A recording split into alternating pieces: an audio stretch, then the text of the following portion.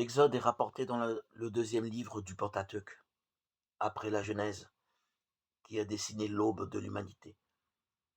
C'est à la naissance d'une nation que nous assistons autour de la figure de Moïse. Le livre de l'Exode, dont la rédaction remonte au 8e siècle avant Jésus-Christ, d'après une tradition plus ancienne, se présente à nous comme la longue fuite du peuple d'Israël devant l'oppression de Pharaon. Une migration infinie qui trouve sa plénitude dans la sanctification du divin, lorsque Dieu s'adresse à Moïse et lui donne sa force en partage en échange de son alliance.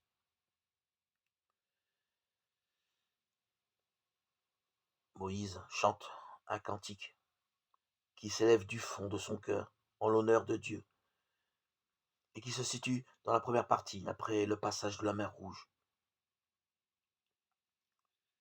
Ce moment désespéré mais flamboyant de la bienveillance divine qui, avec l'ouverture des eaux devant le peuple d'Israël et leur fermeture sur les Égyptiens, fait naître Dieu dans l'âme des vivants.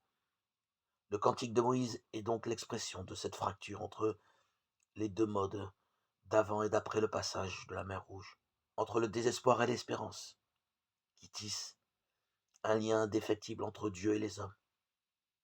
De là, la manifestation d'une reconnaissance, l'expression de la vulnérabilité humaine face à la puissance divine et la proclamation d'une sagesse plus haute que tout.